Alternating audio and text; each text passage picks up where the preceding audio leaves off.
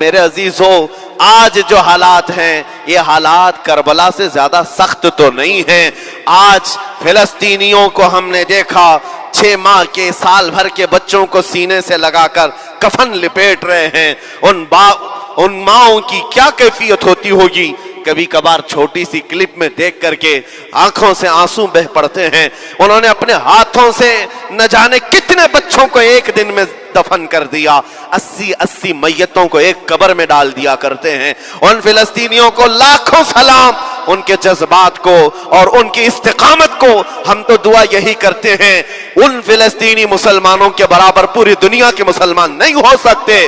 ہم تو ایک ناشتے پر صبر نہیں کر پاتے, وہ اپنے 10 بچوں اور خاندان والوں کے کٹے ہوئے چھیتڑوں پر بھی کہتے ہیں اللہ ہمارے ساتھ ہے. ساری مصیبتیں دیکھ کر کے بھی وہ کہتے ہیں اللہ ہمارے ساتھ ہے. ان کے گھر اڑا دیے گئے, تباہ کر دیے گئے, راکھ میں بدل دیے گئے.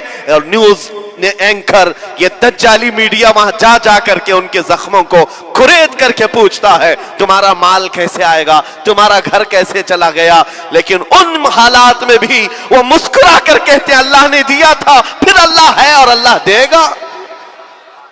ان کے ایمان کے برابر ہم نہیں ہو سکتے. لیکن میرے عزیزو پوری دنیا کے مسلمانوں میں اس مسئلے نے آج ایک اتحاد کی فضا قائم کی ہے. اگر ہمارے درمیان آج بھی اتحاد نہیں ہو سکتا تو پھر میرے عزیزو شاعر نے سچ کہا تھا جگہ جگہ کے تھک چکے ہیں تمہیں یہ ہنگامے, نشاط لذت خواب گراں بدل ڈالو. غلط روی سے منازل کا بعد بڑھتا ہے, مسافر و روش کارواں بدل ڈالو. آج کے حالات تمہیں اگر نہیں بدلنے پر مجبور کیے تو پھر بتاؤ کون سے حالات تمہیں بدلیں گے, کب تم بدلو گے. لیکن ان حالات پر آج بعض لوگوں نے یہ کہنا شروع کیا. میں نے چند دنوں پہلے ایک آیت پڑھی تھی, ایک بیان میں کہا تھا اللہ قرآن میں فرماتا ہے هو الذی ارسل رسولہ بالہدی ودین الحق لیظہرہ علی الدین کلہ. وہ اللہ ہے جس نے حق دین کے ساتھ اپنے رسول کو بھیجا ہے اور ہدایت کے ساتھ اپنے رسول کو بھیجا ہے. کیوں بھیجا ہے؟ لیظہرہ علی الدین کلہ, تاکہ وہ رسول پوری دنیا پر یہ دین غالب کرے. یہ دین غالب آئے گا. تو بعض مجھ سے کہنے لگے مولانا سٹیج پر بیٹھ کر چلاتے ہو, کئی کرسیوں پر بیٹھ کر کہتے ہو کہ تمہارا دین غالب آئے گا. تمہارا دین تو آج ٹکڑے ٹکڑے کیا جا رہا ہے, کوئی کچھ نہیں کر پاتا.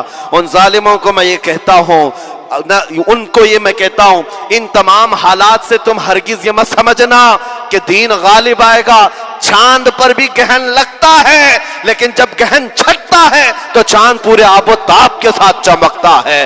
آج اگر امت مصطفیٰ پر گہن لگا ہے تو میں اپنے ان تمام نوجوانوں سے جو ابھی ان فوان شباب میں داخل ہوئے ہیں, ابھی یہ دنیا کو دیکھنے کے قابل بنے ہیں, میں ان سے کہتا ہوں ان آندھیوں سے, ان طوفانوں سے گھبرا کر کے نہ تمہیں دین بدلنے کی ضرورت ہے, نہ تمہیں اپنا مسلک و مذہب بدلنے کی ضرورت ہے. بلکہ میں یہ کہتا ہوں نہ گھبراؤ مسلمانوں, ابھی خدا کی شان باقی ہے, ابھی اسلام زندہ ہے, قرآن باقی ہے. یہ ظالم کافر کیا سمجھتے ہیں جو روز ہم سے الجھتے ہیں؟ ابھی کربلا کا آخری میدان باقی ہے, ابھی تو کربلا کا آخری میدان باقی ہے. عزیزان گرامی وقار, میرے نبی کریم صلی اللہ تعالی علیہ وسلم نے جو فرمایا وہ ہو کر رہے گا, وہ ہو کر رہے گا. میرے آقا صلی اللہ تعالی علیہ وسلم کا فرمان عالی شان میں سناتا ہوں. حضور فرماتے ہیں لا تزال عصابۃ من امتی یقاتلون علی ابواب دمشق وما حولها وعلى ابواب بیت المقدس لا يضرهم خذلان من خذلهم ظاہرین علی الحق الى ان تقوم الساعة او کما قال رسول اللہ صلی اللہ علیہ وسلم. میرے آقا فرماتے ہیں قیامت تک میری امت میں سے ایک جماعت ایسی ہوگی جو بیت المقدس کے ارد گرد حق کے لیے لڑ رہی ہوگی. حضور نے فرمایا قیامت تک لڑتی رہے گی, لیکن ساتھ میں ان کے لیے میرے آقا نے فرمایا پوری دنیا کے برا چاہنے سے ان کا کچھ نہیں بگڑے گا. اس کا مطلب کیا ہے؟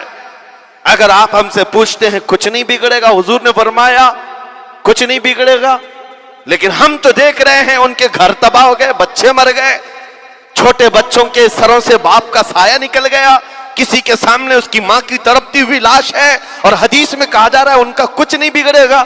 سب تو بگڑ گیا. مال بھی گیا, دکان بھی گئی, تجارت بھی گیا, گھر بھی گئے, اولاد بھی, رشتہ دار بھی, اور حدیث میں کہا جا رہا ہے کچھ نہیں بگڑے گا. میرے عزیزو یاد رکھو, میرے آقا کا فرمان حق ہے, کچھ نہیں بگڑے گا کا مطلب کیا ہے؟ یہ تمام اسباب جانے کا مطلب یہ نہیں کہ بگڑ گیا, بگڑا تو اس کا ہے جس کا ایمان بگڑ گیا. ایمان جس کا گیا اس کا سب بگڑ گیا. اور ہم نے ان بچوں کو دیکھا ہے آج, ارے رات کو سوتے ہیں تو انہیں پتہ نہیں ہوتا صبح ہوگی بھی کہ نہیں ہوگی, لیکن اس کے باوجود ایک دل دہلا دینے والی بات میں بتاتا ہوں.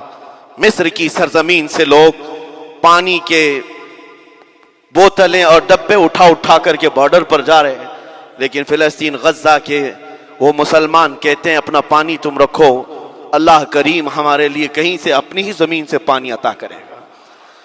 ان کو لوگ کہہ رہے ہیں کیا آپ نہیں دیکھ رہے وقت کا بڑا فرعون روز الٹیمیٹم دیتا ہے 24 گھنٹے میں علاقہ خالی کرو, نکل جاؤ, گھر خالی کرو.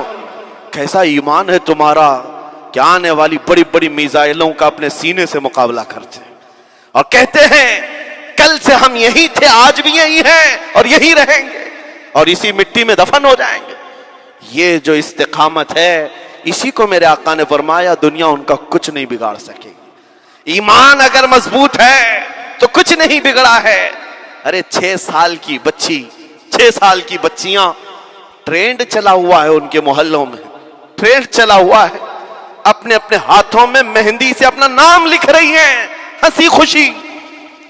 پوچھا ان سے کہ نام لکھنے کا ٹرینڈ کیوں چلا ہے ابھی جنگ کے حالات میں مہندی سے؟ کہتی ہیں کل کو اگر ہم اڑ گئے, چہرہ نہیں ملا, جسم نہیں ملا, ہاتھ اگر بچا ہوا ہو تو نام دیکھ کر ہمارے ماں باپ پہچان تو سکے. شہادت کا یہ جذبہ, شہادت کا یہ جذبہ 6 سال کے بچوں میں اگر آیا ہے یقیناً ان کے سینوں میں ایمان موجود ہے, ایمان موجود ہے. میرے عزیزو ذرا اپنے حالات پر ذرا توجہ کرو. مولا کریم نے ہمیں کس چیز کی کمی دی, کون سی چیز کم آئی ہمارے گھر میں؟ ہم تو مرغن غذائیں روز کھاتے ہیں. آج ہمارے پاس ساری نعمتیں اللہ نے دی ہیں, ہم عیاشیوں کے اڈوں پر پوری رات گزارتے ہیں. ہمارے شہر آج جس گلی سے گزر جائیں صبح کی اذان تک یہاں گپے لگاتے ہوئے کھڑے رہے. اے میرے عزیزو حالات تو ہمارے ایسے ہیں کہ کھا کھا کر کے چربیاں چڑھ گئیں.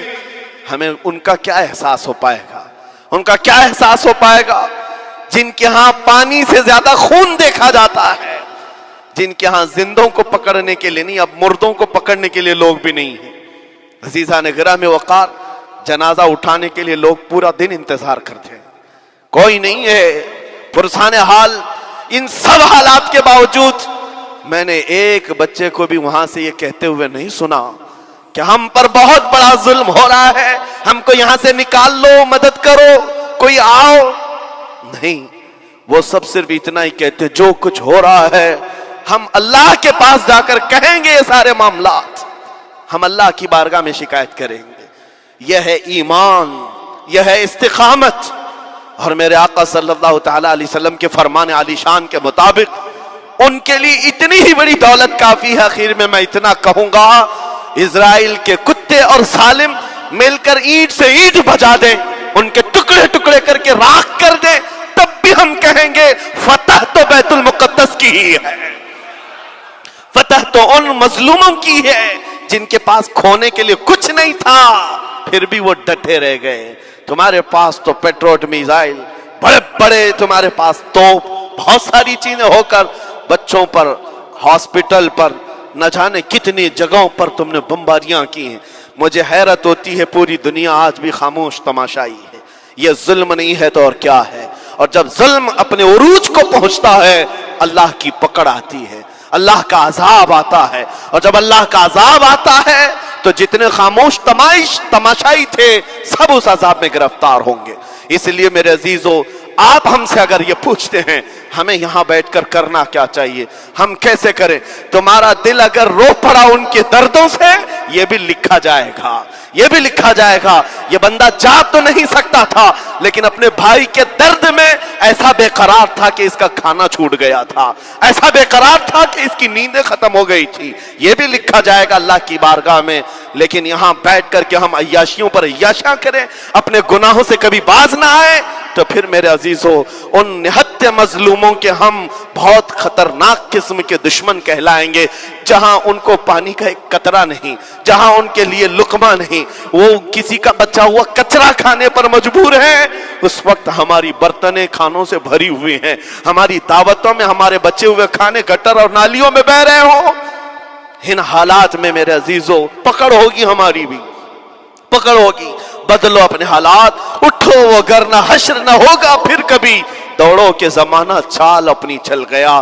میں آپ سب سے یہی کہنا چاہوں گا، یہ جو حالات پیدا ہوئے ہیں پوری دنیا میں، یہ میرے آقا کے فرمان کے مطابق اندیشہ یہ لگ رہا ہے ان قریب امام مہدی کا ظہور ہونے والا ہے، امام مہدی کا ظہور ہوگا اور حالات بدل جائیں گے۔ لیکن ہم کو کسی کے آنے کا انتظار کرتے ہوئے حالات کا انتظار نہیں کرنا ہے، ابھی بدلو، آج بدلو، اللہ کی طرف دوڑو اور اس سے گڑ گڑا کر کہو کہ مولا کریم ہمارے شامت اعمال، ہماری برائیوں کے سبب اگر یہ تیری پکڑ ہے، ہم توبہ کرتے ہیں تیرے دربار میں۔ جانتے ہو میرے آقا نے فرمایا اللہ کے غضب کو اگر کوئی چیز ٹھنڈی کرتی ہے تو ایک مومن صالح کی رقت انگیز دعائیں اور اس کے نکلنے والے آنسوں اللہ کے غضب کو ٹھنڈا کرتے ہیں، اللہ کے غضب کو ٹھنڈا کرتے ہیں۔ تم گڑ گڑاؤ اس مولا کی بارگاہ میں، یہ نہیں کہ اجتماعی طور پر کسی کے سامنے آپ رو دھو کر چلے گئے یا پھر آپ لوگوں کو دکھانے کے لیے کوئی سٹیٹمنٹ جاری کر دیے، نہیں، تنہائی میں بیٹھے ہو، اکیلے میں بیٹھے ہو۔ جیسے کہ کل ایک بہت اچھی چیز میں نے دیکھی تھی، ہمارے علماء نے اعلان کیا تھا پوری دنیا مل کر کے جمعرات کا روزہ رکھے، اس لیے کہ روزہ اللہ کو پسند ہے، اور افطار سے پہلے اگر کوئی دعا کرے، اول دعا ہماری ان مظلوموں کے حق میں ہو، ان ظالموں کے خلاف ہو، مظلوموں کی مدد کے لیے ہو، یقیناً اللہ کی مدد آئے گی، اور آئے گی کیونکہ قرآن بار بار کہتا ہے الا ان نصر اللہ قریب، آگاہ ہو جاؤ بے شک اللہ کی مدد بہت قریب ہے، اللہ کی مدد بہت قریب ہے۔ عزیزان گرامی وقار، میں انہی تمام باتوں سے اپنی گفتگو کو آج سمیٹتا ہوں۔ آج کے ان حالات میں آپ کی ذمہ داری ہے اپنے ایمان پر مضبوطی سے جمے رہو، استقامت۔ بعض لوگوں کو آج یہ لگتا ہوگا کہ وہاں حالات بگڑے ہیں تو یہ مسلمان کیا کریں گے، کیا کریں گے، ہم کیا کرنے والے، ویسے ہی ہم ختم کیے جا چکے ہیں، ٹکڑے کیے جا چکے ہیں، ہم کچھ کرنے، بس تم اپنی زندگیاں بدلو، نشہ سے باز آ جاؤ، اور جتنے خرافات ہمارے محلوں میں آئے اس سے نکالو۔ اللہ کا عذاب آتا ہے، اللہ کی رحمتیں روٹ جاتی ہیں، ایک بار ہم بدل لیے تو مولا کریم اپنی رحمتوں کے سائبان فرما دے گا ہم پر، اور بس ہماری تمنا یہی ہے۔ اللہ کریم کی بارگاہ میں دعا ہے قدیر و جبار خدا کہنے سننے سے زیادہ ہمیں عمل کی توفیق عطا فرما۔ اے رب کریم احسن الخالقین، ہم سب اپنے گناہوں سے سچی توبہ کرتے ہیں، مولا ہمارے گناہوں کی وجہ سے اگر تیری سخت پکڑ ہے تو مولا تو اپنے غضب کو ٹھنڈا فرما دے، تو اپنے غضب کو ٹھنڈا فرما دے، مولا تو اپنے غضب کو ٹھنڈا فرما دے۔ اے کریم خدا، تیرے حبیب کی امت تڑپ رہی ہے، اور ہر جگہ مولا ظلم و ستم کا نشانہ ان غریب مظلوموں کو بنایا جا رہا ہے جن کے پاس ایک وقت کا کھانا بھی باقی نہیں رہا۔ مولا تو اگر مدد نہیں کرے گا تو کون مدد نازل فرمائے گا؟ اے رحمان، ہمارا عقیدہ ہے تو ہی وہ خدا ہے جو ابابیلوں کو بھیج کر ابرہہ کو ہلاک کیا، تو ہی وہ خدا ہے جو بدر میں اپنے نبی کے لیے 5000 فرشتوں کو اتارا، اے مولا تو ہی وہ خدا ہے جو یونس علیہ السلام کو مچھلی کے پیٹ سے زندہ سلامت نکالا، تو ہی وہ خدا ہے جو ابراہیم علیہ السلام کو بھڑکتی ہوئی آگ سے زندہ محفوظ فرمایا۔ اے قدیر و جبار خدا، کل بھی تو حی و قیوم تھا، آج بھی ہے اور ہمیشہ رہے گا۔ ہمارے اس عقیدے کی لاج رکھ لے اور غیب سے مولا تو اپنی مدد نازل فرما، اپنی مدد نازل فرما، امت مصطفیٰ کے لیے خیر فرما۔ ہم سب کو امن و امان عطا فرما۔ اے رب کریم ان ظالموں کو کیفر کردار تک پہنچا دے، مظلوموں کو مولا امن کی سانس عطا فرما۔ ہماری خوشیاں اگر لکھی ہوئی ہے اے رب قدیر ہماری خوشیوں میں سے ان کو یہ تقسیم فرما دے، اے اللہ ہماری حصے کی خوشیاں انہیں تقسیم فرما دے، اے رب کریم ہمارے امن و سکون کو ان کے درمیان تقسیم فرما دے، اے اللہ ان بلکتی ہوئی ماؤں کی آوازیں ہماری نیندیں اڑا چکی ہیں مولا، ان بچوں کے زخمی چہرے مولا بار بار ہماری آنکھوں کو ترساتے ہیں مولا، کب تک یہ تیری آزمائش ہوگی، کب تک یہ امتحان ہوگا؟ اے قدیر و جبار خدا تجھے تیرے حبیب کی نالین کا واسطہ ان سب کو ظلم و ستم سے آزاد فرما دے، اے اللہ ظلم و ستم سے آزاد فرما، امن و امان عطا فرما، خیر و سلامتی عطا فرما، ہمارے اس ملک عزیز ہندوستان کو امن و امان کا گہوارہ بنا دے، اے اللہ ہم سب کو محبت و آشتی کا پیغام اور الفت و محبت کے ساتھ جینے کی توفیق عطا فرما، مولا ہماری دعاؤں کو حضور کے صدقے قبول فرما، وصلی اللہ تعالی علیہ۔ میرے پیارے آقا صلی اللہ تعالیٰ علیہ وسلم کے پیارے دیوانوں، امید ہے آپ کو یہ بیان پسند آیا ہوگا، تو ویڈیو کو لائک کریں اور اپنے دوستوں میں رشتہ داروں میں شیئر ضرور کریں تاکہ ان کے عمل میں اضافہ ہو سکے اور ثواب دار حاصل کر سکے۔ اور اگر آپ ہمارے چینل پر نئے ہیں تو چینل کو سبسکرائب ضرور کر لیں اور آل کے بٹن پر کلک کر دیں تاکہ ہمارے آنے والی ویڈیو کا نوٹیفیکیشن آپ تک پہنچ سکے۔ تو ملتے ہیں اگلی ویڈیو میں۔ السلام علیکم ورحمۃ اللہ وبرکاتہ۔